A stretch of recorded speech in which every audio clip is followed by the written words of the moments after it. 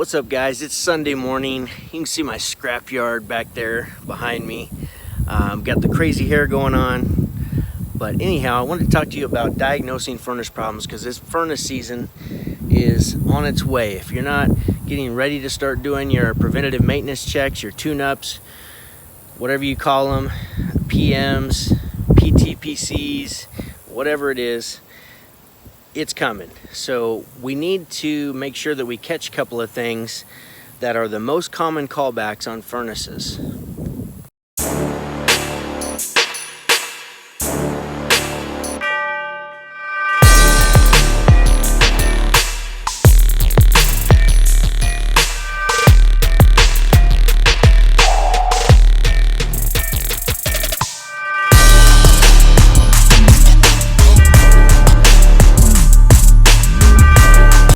Number one on our list is high limit switches. High limit switches trip. Sometimes it takes 20-30 minutes of runtime before that limit switch starts tripping. So oftentimes we walk away from it too early, and sure enough, we get a call back. So the way to prevent this is going to be ensure on every single tune-up you do that you're taking a temperature rise across that heat exchanger. Because if you don't, then you're going to have callbacks, period. There's always look at the data plate. The data plate's going to show you exactly what your temperature rise should be. Normally I think it's, a lot of times it'll run between 30 and 60, but you really never know until you just look at it, read it, and find out.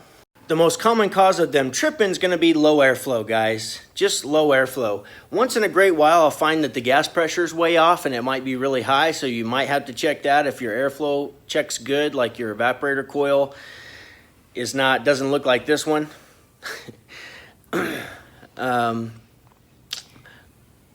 Could also be that the ductwork is too restrictive, so you got to have a little bit of knowledge about airflow. But other than that, that's going to be the main things that cause that limit switch to trip. So you got to check out and got to watch out for that one. One more quick thing is you got to be aware if the house is really cold. If they haven't had heat for a little while and it's 50 degrees in the house, well, you're going to have 50-degree air entering the furnace. So sometimes that limit switch isn't going to trip until the house actually heats up to that 68, 70, 75, whatever temperature they like to keep it at. Once it gets there, then the temperature rise becomes a little too big and you start tripping limit switches. So watch out for that. Make sure that you got really good airflow if there has been a no heat situation. Okay, that is the number one thing is high limit switches, but these next couple, the next two, I'm not going to put in any order. I can't say which one is going to fail more or not fail or cause a callback, but these are things that I've found that create some callbacks for us. So in my experience and just in my team's experience. So the next thing is going to be intermittent control board lockouts.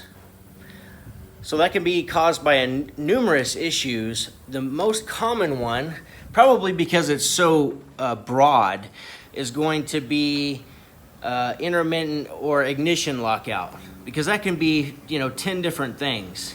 It could be low flame sense. Most control boards are going to have a low flame sense signal, or nowadays at least, but for whatever reason the gas didn't ignite. Maybe the igniter's not lined up like it should be, or you've got something blocking the spread of the flames.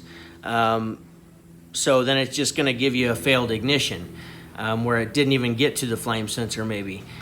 It's hard to say, just depends on the control board, but that is a really common issue. So you got to test your microamps on your flame sense, and you've got to ensure that those burners are clean and that the flame spreader is clean. So the flame is spreading every single time.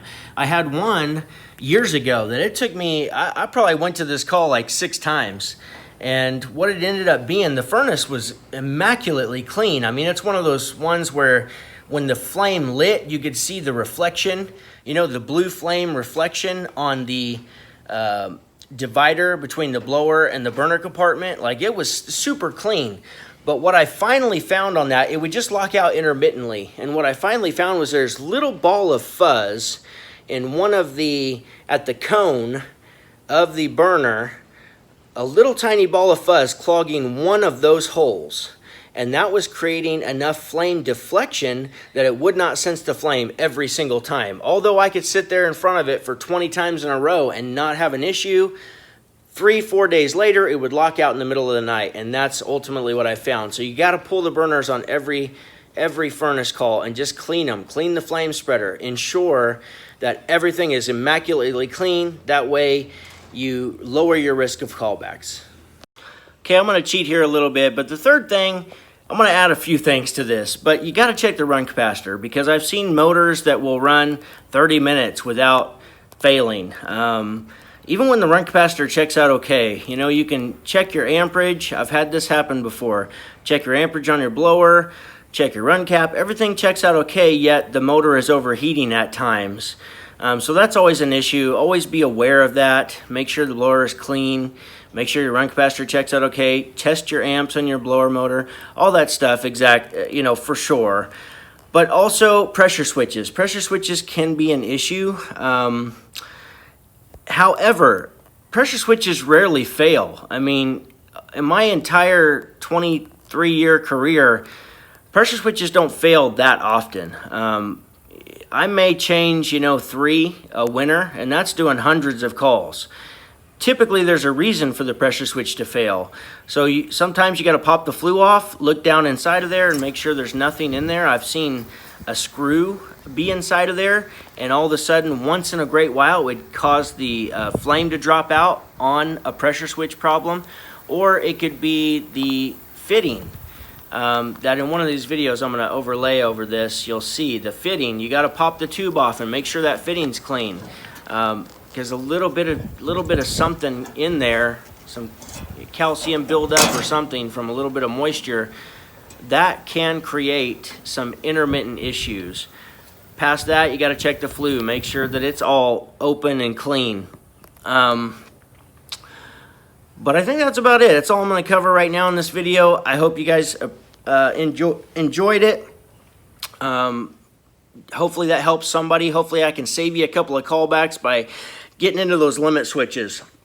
That is by far, you're going to see far more of that issue than anything else, or at least throughout the Midwest, that's what we see. So that's it for today, guys. Hope you have a great rest of your Sunday, and I'm out of here. Go make money.